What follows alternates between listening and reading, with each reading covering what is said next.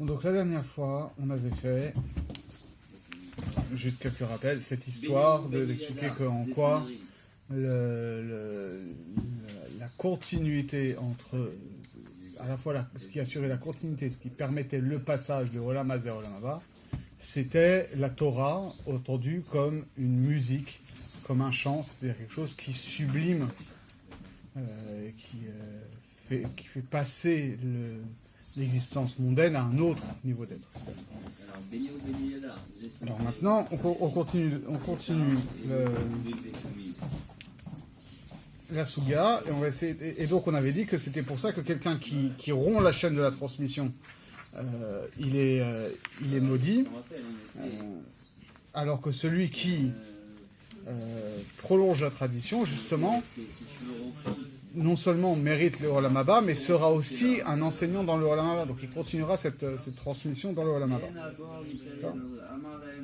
Alors après, on passe à quelque chose qui a l'air un peu bizarre, parce qu'on a l'air de revenir en arrière, c'est-à-dire sur les preuves de Triyat HaMetim. Et après, on va revenir à cette histoire de Hanhaga et de Limoud, etc. Donc il va falloir comprendre comment ça s'articule. Donc je lis la Suga. Amar Rava minayin et Triyat HaMetim min Torah shenemar yechi Reuven ve'al yamut. Yechi Reuven ba'olam hazeh ve'al yamut le'olam haba. Ravina Amar me'acha ve'rabim yeshne admat afar yakitsu ele lechaye olam ve'ele lecherpot, comment on prononce ça, les cherafot les dir'on olam. Ça, c'est dans Daniel. On va traduire tout ça après.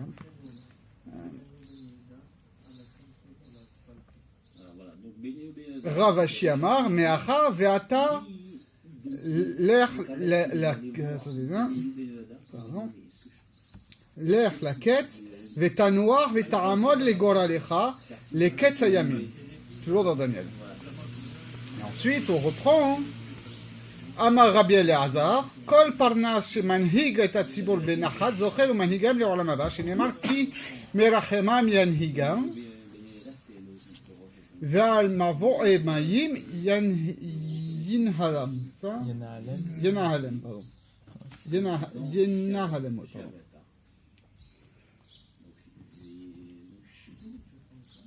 Et ensuite, on va passer à un autre enseignement de Rabbi Eliezer qui est pour l'instant pas lié à ce qu'on vient de dire apparemment. Donc, c'est vrai qu'on peut avoir une lecture un peu basique de la structure de sa Suga. On a fait toute une parenthèse sur cette histoire des Nevi'im et de la Massora, etc. Et on reprend l'épreuve de Triyat HaMetim chez les Amoraïm. Ok, bon, ça c'est une conception cataloguiste de la Gemara. À mon avis, il y a une structure plus intéressante derrière, parce que vous voyez bien que finalement, le fil qui va être repris, c'est cette histoire aussi du manhig à la fin. Qu'on aurait pu, pour le coup, si c'était juste, si on avait cette structure comme on pourrait croire. On a commencé par des preuves de Triyat HaMetim chez des Amoraïm. Ensuite, on a fait un excursus sur l'histoire d'être un Mélamed, etc. Et on finit les preuves de Triyat HaMetim d'après les Amoraïm. Et puis après, on reprend l'excursus comme ça, en espèce de coda ou d'appendice. Et après, on va repasser à autre chose. C'est pas très satisfaisant. A priori, déjà, on a montré que finalement, les différentes preuves des Amoraïm, elles menaient à l'analyse de la Massora et de la transmission et de son rapport à la musique, etc. Donc il n'y avait pas de rupture dans la structure de la Suga à ce niveau-là. Et vu que cette Suga elle se finit sur cette histoire du Mani qui reprend aussi cette histoire en fait, du Mélamed, a priori, en tout cas on voit qu'il y a un lien entre celui qui est un meneur politique et celui qui est un enseignant, celui qui est un prophète, etc. Alors, c'est le même sujet de la fonction communautaire, publique, politique d'un personnage. Donc, moi, ça m'incite à lire ce qu'il y a entre les deux comme faisant partie de cette unité aussi. C'est une piste de lecture. Donc là, on a 3 preuves qui sont apportées. Quelque chose qui se trouve à la fin de Bereshit, à la fin de Dvarim, encore mieux. À la fin de Dvarim, quand on dit que Réhouven vive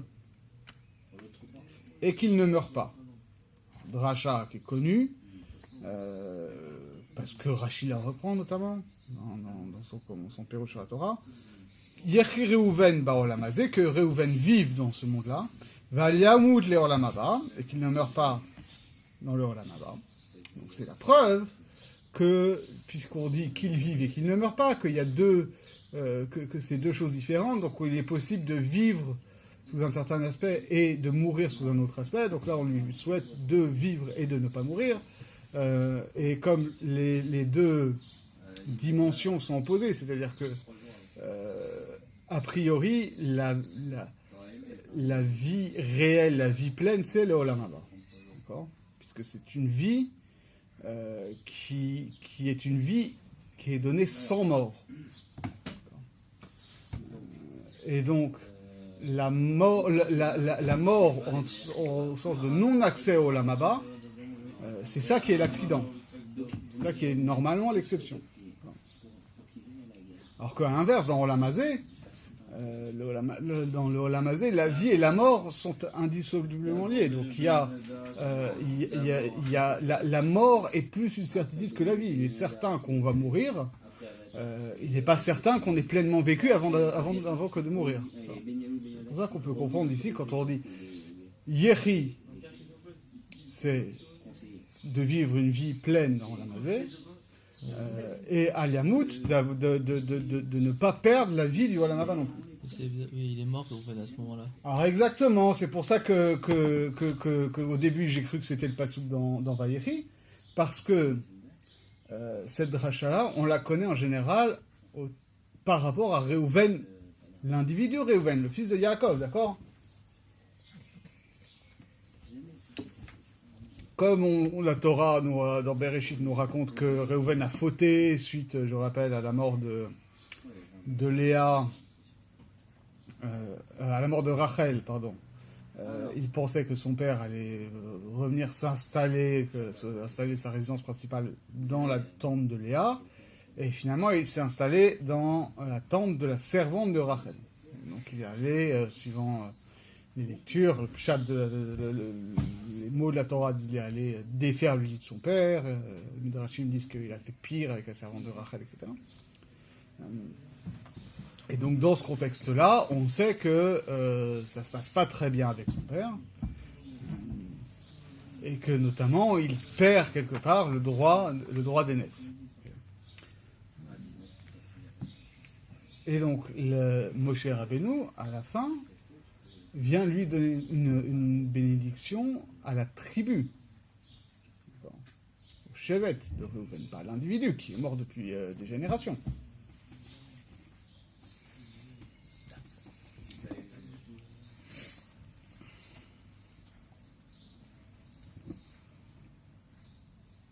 Alors laissons ça pour l'instant. Mais c'est vrai que c'est une question. Parce que pour le coup, effectivement, au niveau du pshat, on ne peut pas être sur le même niveau de preuve que ce qu'on avait au début du Pérec, où on nous parlait de la résurrection des Havot.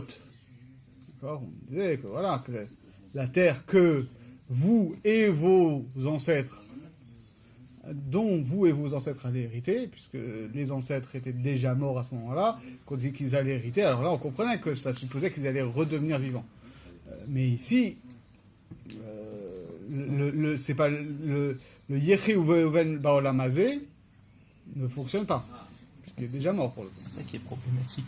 Ça avait dit juste Yechi Uven Baolam Haba, on aurait accepté. Voilà, c'est ça. Donc ça, c'est le premier problème. Ensuite, encore plus gros problème, Ravina, il apporte une preuve, qui a l'air d'être la preuve béton, qui est donc dans le dernier chapitre de Daniel. ורבים מישני אדמת עפר, יקיצו, אלה לחיי עולם, ואלה לחרפות לדיראון עולם. Et nombreux sont ceux qui dorment dans la terre de la poussière, je traduis très littéralement, qui se réveilleront, ceci pour une vie éternelle, et ceci pour on va dire, la honte et l'humiliation éternelle. D'accord ? Alors pour le coup, ça a l'air assez clair là, qu'on parle de Triatametim. Du pshat de ce verset, c'est Triatametim. Et donc, la question qui se pose, c'est pourquoi tu m'as pas dit ça il y a 3 pages? Okay. Si tu veux, si ça s'appelle une preuve Minatora, et que tu cherchais des preuves Minatora, cite-moi ça comme première occurrence. Pourquoi tu vas aller me chercher au début des histoires avec c'est Abraham, qu'on voit qu'il va ressusciter, ou que c'est Aaron, ou que c'est machin, ou un passou comme ça, Yechi Reuven. Cite-moi ce verset-là. C'est assez évident. Il y a personne n'a jamais contesté que ce verset-là parlait de la résurrection des morts. Okay.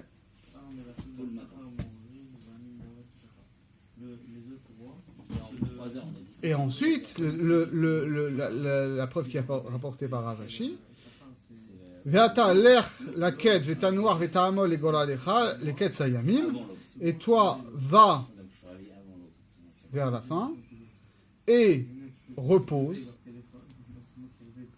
et tu te relèveras pour ton sort à la fin des temps. Donc là aussi, dans le même dernier chapitre de Daniel, une affirmation de la résurrection personnelle de Daniel. Encore une fois, preuve massue. Et donc on peut poser la question, effectivement, Stam, pourquoi tu ne nous as pas rapporté ça dès le début? On n'aurait pas besoin de faire 3 dapim sur des preuves où ça c'est pas une preuve, les trucs avec on découpe des versets, c'est le pshat mais c'est pas le pshat, et machin, c'était assez clair. Voilà, comme on l'avait dit la dernière fois. C'est les livres Sophrim, là, c'est pas... Alors, effectivement, le premier problème, c'est que ça fait pas partie du Chumash. C'est Sefer Daniel.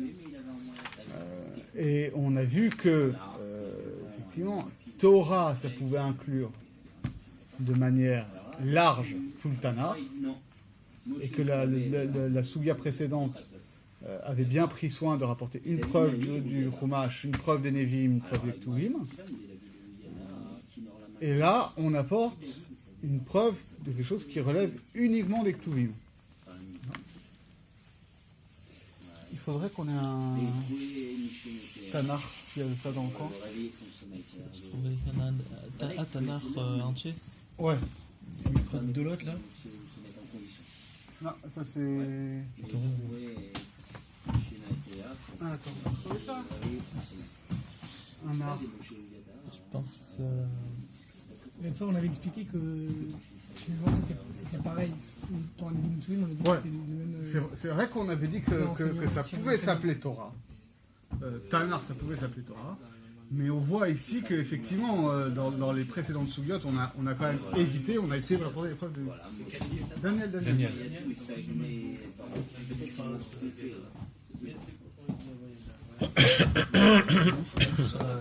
C'est pas le livre le plus facile à trouver, le Tanakh. Non. Bienvenue à la yeshiva.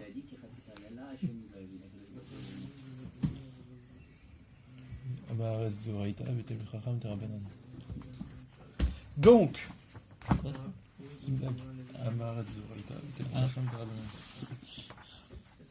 Vous dites rien, Renard. donc, effectivement, la réponse qu'il faut apporter pour dire pourquoi est-ce qu'on n'a pas rapporté ça comme argument massu dès le début, c'est que effectivement, c'est tiré des Ktuvim et pas du Chumash.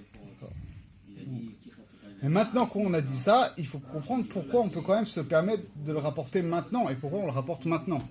Si on ne le rapporte pas maintenant comme argument décisif, parce que c'est pas le Chumash, Alors, on ne l'apporte pas vraiment pour prouver le simple fait de Triyat HaMetim.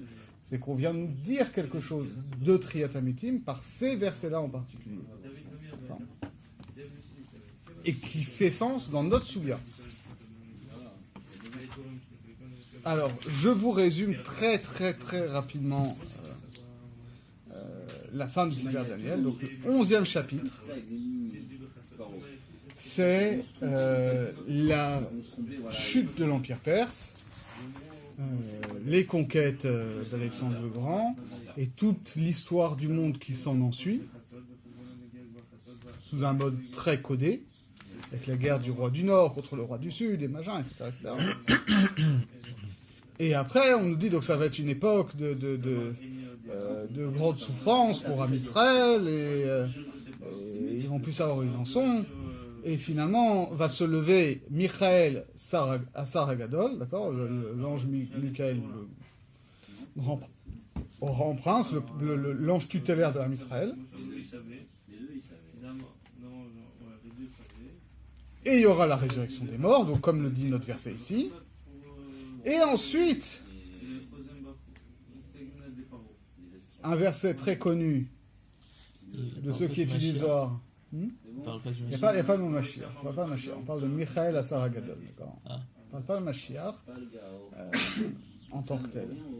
Il y a un verset ultra connu pour les gens qui ont un peu le Zohar, puisque c'est Masklim Yaziru ke Zohar Arakia ou Mazdike Harabim ke Korvim le Olam Vaed. C'est le verset leitmotiv du Zohar. Et ensuite, le 4e verset dit Ve'ata Daniel setom adevarim vachatom asefer ad ait ketz yishotetu rabim ve'tirle adarat. Et toi, Daniel, scelle ces paroles, pose un sceau sur ce livre jusqu'à l'heure de la fin, où yishotetu, ça veut dire quoi exactement?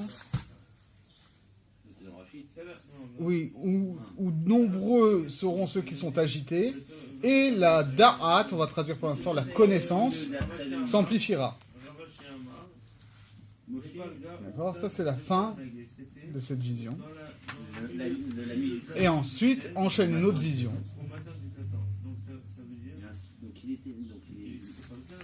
Qui en fait continue sur le même thème, qui dit en gros, voilà, je t'ai révélé sur un mode caché comment va se dérouler la fin des temps, et maintenant, ferme ce livre, scelle ce livre, et donc, et c'est comme ça que ça se finit sur la résurrection, l'annonce de la résurrection de Daniel. Donc en gros, il y a la description de la fin des temps, la résurrection des morts, et ensuite, clôt ce livre, ferme-le, fais-en une chose scellée, garde-le toi-même pour la fin des temps, et à la fin des temps, tu ressuscites. Donc on comprend, si on a ce contexte des versets-là, on comprend que ces versets-là, ils ne viennent pas juste nous dire bon, voilà, on a une preuve que la Bible parle de la résurrection des morts, et c'est dans Daniel. Ça, on n'avait pas besoin tellement de savoir. Et si c'était pour nous dire ça, il fallait nous le dire avant. Mais c'est pour nous dire, voilà, on voit que la fin du livre de Daniel, qui concerne précisément la connaissance de la fin des temps et du moment de la résurrection des morts, lui-même s'inscrit dans un processus de transmission ésotérique. De transmission, comme on l'a développé dans le début de la Souga, avec cette histoire de la musique des prophètes, etc. Et ici, on vient nous dire, tu vois que, justement, la seule allusion explicite que l'on a à la résurrection des morts dans tout le Tanakh, elle se trouve à la fin du livre de Daniel, au moment où on décrit ça, et on nous dit là-bas, justement, que c'est un enseignement qui doit être à la fois révélé, puisque c'est écrit dans un livre, en même temps caché parce que c'est écrit sur un langage codé, Et que ce langage codé, révélé dans un livre, permet d'inscrire ce secret de la résurrection des morts dans une continuité qui ira justement jusqu'à la réalisation effective de cet événement, et que ça s'accompagnera de la résurrection de Daniel lui-même. D'accord ? Donc, et le livre se finit sur ce verset-là. Le verset où on parle de la résurrection de Daniel, c'est la fin du livre de Daniel. Donc, on comprend comment est-ce que ça enchaîne sur ce qu'on dit après, de Rabbi Eliezer, qui nous dit « Toute personne... » Je vais reprendre. Kol Parnas. Parnas, c'est un dirigeant communautaire, on va dire, qui conduit la communauté avec douceur, mérite de la conduire dans le Olam Haba. On rapporte un verset de Yesharia à ce niveau-là, où on nous dit « Celui qui a été compatissant envers vous, vous conduira, et il vous mènera vers des sources d'eau. » En mayem la Torah, l'eau c'est toujours une métaphore de la Torah. Donc on comprend ce que ça veut dire ici par rapport à ce qu'on vient de dire de Daniel. C'est-à-dire que la preuve de Daniel, elle s'inscrit dans la continuité de ce qu'on a dit au début de la Souya et dans ce qui est dit ici en conclusion. C'est-à-dire que la voix prophétique, la musique de la Torah, c'est ça qui assure la possibilité, la transition vers le Olam Haba, et que c'est pour ça que les prophètes, y compris Daniel,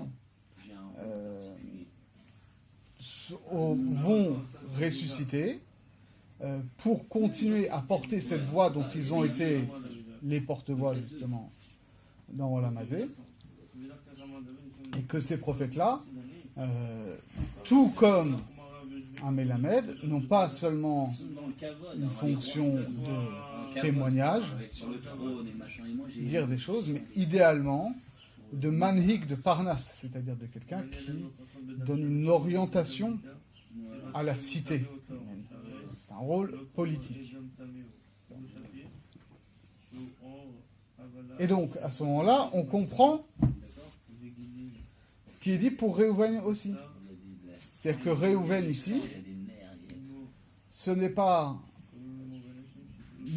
l'individu Réhouven, c'est même pas forcément la tribu en tant que telle, parce que ça n'a pas tellement de sens de dire que la tribu tout entière aurait pu perdre et Olam Hazé et Olam Haba à cause de la faute de son patriarche, mais ça veut dire que la fonction Réhouven, qui est la fonction de Bechor, qui est la fonction de Manhig, celui qui est à la tête et qui doit diriger, cette fonction-là, elle est promise à se perpétuer dans Olam Hazé et dans Olam Haba. Autrement dit, Yechil et Olam Hazé, c'est-à-dire que on assure aux dirigeants politiques, au sens le plus noble, qui inclut les prophètes, qui inclut les maîtres, etc., à tous les gens qui prennent sur eux d'assurer une responsabilité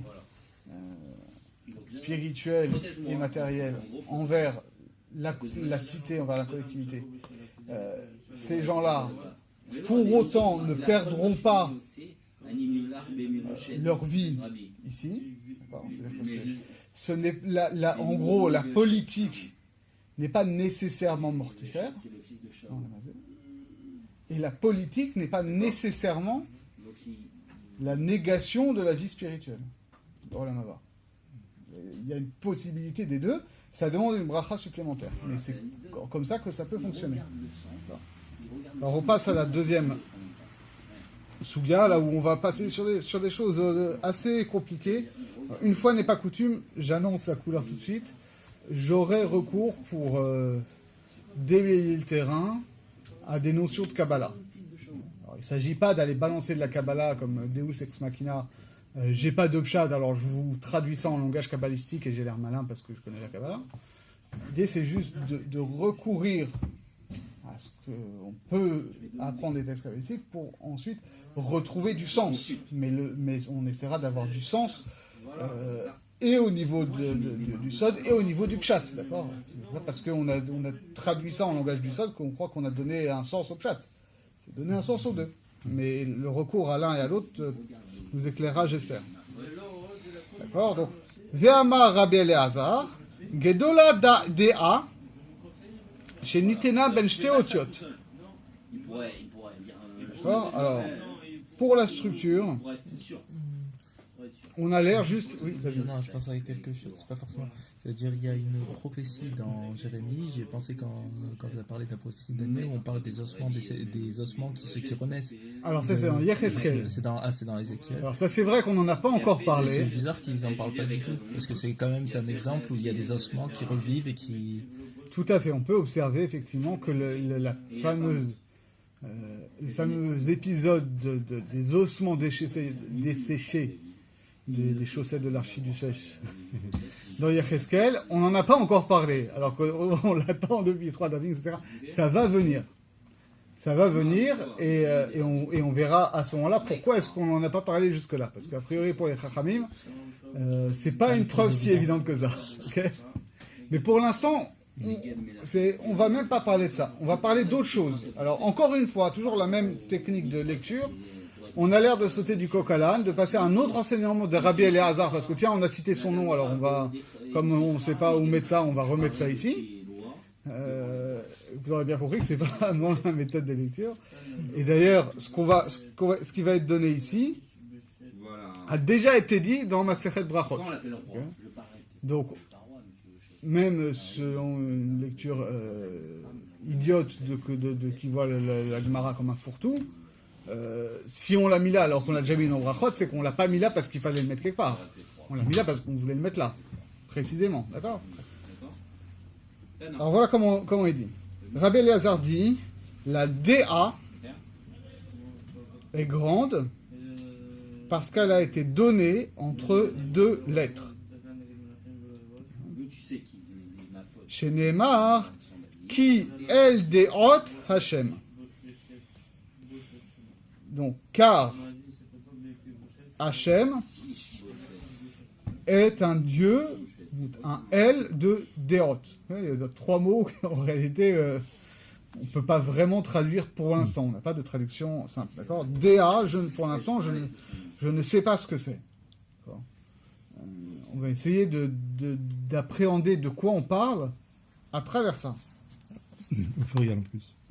Au pluriel. Et ici, il y a un pluriel, Deot. Okay, et c'est Dea et pas Da'at. Alors qu'après, on va avoir Da'at dans la suite de la Souga. Alors il va falloir essayer de comprendre de quoi on parle exactement. Et on continue.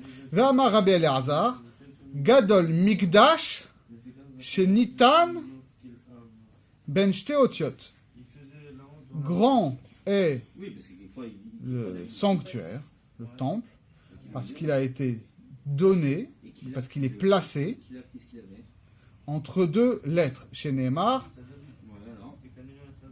Pa'alta Hashem, Mikedash Hashem, Konenu Yadecha. D'accord? C'est à la fin de Shirat Hayam. Et donc, ici, le mot Mikdash est aussi placé entre 2 noms divins. Matkifle Rav Ada, Karhina. Rav Ada de Karhina lui a objecté. Et la Me'ata, mais si c'est ainsi, Gedola Nekama, alors la vengeance aussi est grande et noble, on va dire. Chez Nitena Ben Shte Otiot, qui a été donné entre 2 lettres. Encore une fois, je traduis littéralement lettres alors qu'on parle de nom divin. Il va falloir comprendre pourquoi on dit ça comme ça. Chez Dirtiv, El Nekamot Hashem. El Nekamot Fia. D'accord? Là aussi, la Nekama, Nekamot au pluriel, est placée entre 2 noms divins. Amarle les Milte Achinami. Et il lui a répondu. Sur ce point-là, effectivement, ça marche aussi. Kedeoula, comme l'a dit Oula, Deamar Oula, car Oula a dit, Shteho Fa'ayot, Halelu, Lama. Ces deux révélations, ces 2 effusions, qui sont indiqués ici, qui sont donc les deux El Nekamot. Okay. Pourquoi il y en a deux? Achat lemidat tova et achat lemidat pour Anut. C'est comme si Shlomo il était le porte-parole. Il y a deux manifestations de vengeance, une pour le bien et une pour la punition, pour l'épreuve, d'accord? Donc il a dit mon fils, parce que c'est comme si David lui avait dit. Verma Rabbi Eliezer, alors je continue la soulia. Hein. Après, il va falloir comprendre de quoi on parle. Kol adam sheyesh bo dea, כאילו נבנה בית המקדש בימיו. שזה ניתן בין שתי אותיות, וזה ניתן בין שתי אותיות. Toute personne qui possède de la DA, c'est comme si le temple avait été construit à son époque. Parce que l'un et l'autre ont été placés entre deux noms, entre deux lettres. Il ne faut pas se vanter, quoi. ואמר רבי אלעזר, כל אדם שיש בו דעה, לסוף מתעשר. Toute personne qui est douée de DA finira par s'enrichir. שנאמר, ובדעת חדרים ימלאו, כל הון יקר ונעים. Il est dit dans Michelet, et par la da'at, les pièces se remplissent. Toute la richesse précieuse est agréable. ואמר רבי אליעזר, כל אדם שאין בו דעה, אסור לרחם עליו, שנאמר כי לא עם בינות הוא, על כן יולחמנו עושהו, ויוצרו יחוננו.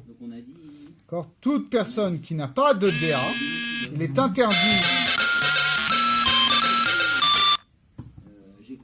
est interdit d'avoir pitié de lui.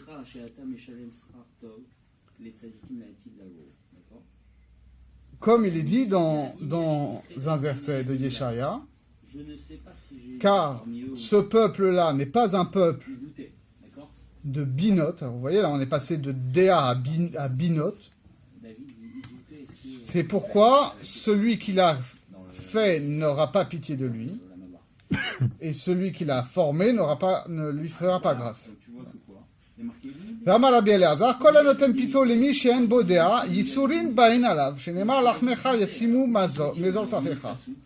אין תבונה בו, ואין מזור אלא ייסורין, שנאמר וירא אפרים את חוליו ויהודה את מזורו. Alors, toute personne qui n'a pas de DA, toute personne qui donne sa miche de pain, une personne qui n'a pas de DA, subira des épreuves. Car il est écrit,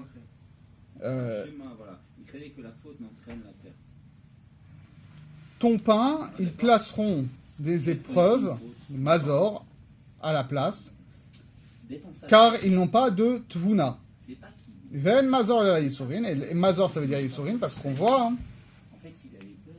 dans un verset qu'il y a un parallèle entre des maladies et des mazor. Ve'amar Rabbi Eliezer, kol adam she'en bo dea, lesov golé. Toute personne qui n'a pas de dea finira par connaître l'exil. Shenemar lachen gala ami mibli da'at. Car il y a un verset dans, je ne dis pas de bêtises, Yeshaya, qui dit, encore une fois, c'est ainsi que mon peuple a été exilé, on va traduire ici, par faute de da'at. Et on continue, Ve'amar Rabbi Eliezer, kol bayit she'en divrei Torah nishma'im bo balayla, esh ochelato. שנאמר כל חושך תמול את צפוניו, תאכלהו, אש לא נופח ירש שריד באוהלו. Toute maison dans laquelle on n'entend pas des paroles de Torah la nuit, un feu la dévorera. Cette réponse pourrait être annulée s'il faut. Bon, je ne traduis pas le verset, on va essayer d'avancer un petit peu.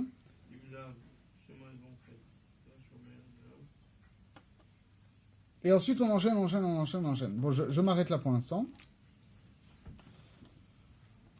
Mais vous voyez qu'il y a donc toute une liste de choses qui ont l'air d'être liées à cette histoire de Déa. Et on ne nous a pas dit ce que c'était. Alors, il se trouve en plus, et je pense qu'on va juste lancer cette piste-là pour l'instant, que ce mot Une faute qui de DA sa récompense. se retrouve justement C'est pour ça qu'il a dit Ishrasi, dans et Daniel, d'un autre côté, il a dit Eloulé. dans les versets dont on a parlé. C'est pas une contradiction. Il faut que je retrouve, Qui est des je rabbis. vais le retrouver. Yaakov Baridi, comme on va avec les rabbis, Yaakov Baridi, Ramé, il y a un pasouk, il y a une opposition dans les psauks qui. Il est Anochi Ima, Veshom Tira. Donc voici que je suis avec toi, je te protégerai, d'accord? C'est Hachem qui dit à Yaakov.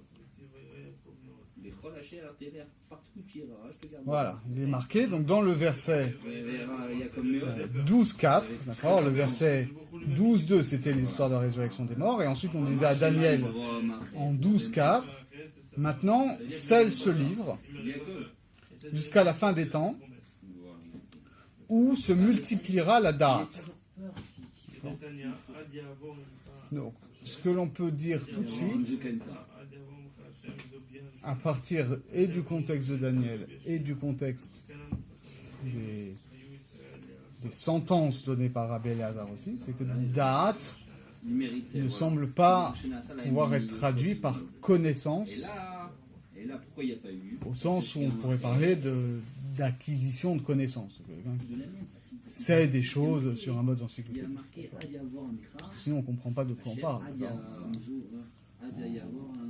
Si vous traduisez ici Déa ou Da'at par connaissance, en sens d'accumulation de connaissances, on ne voit pas le rapport avec le Mikdash.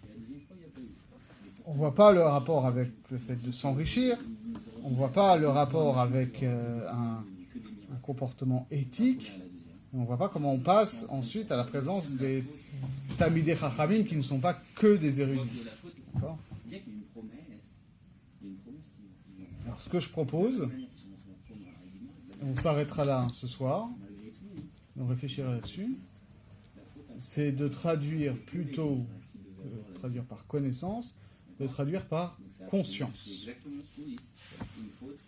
Alors, essayez de voir qu'est-ce qu'on peut déduire de ces enseignements si on traduit ici Déa par confiance, et quel rapport il y aurait, conscience, du rapport entre Déa ou Da'at et Bina et Dvuna, qui dans les versets sont aussi pris apparemment comme des substituts, ou en tout cas comme des choses liées à cette Déa. Okay. Ça roule ?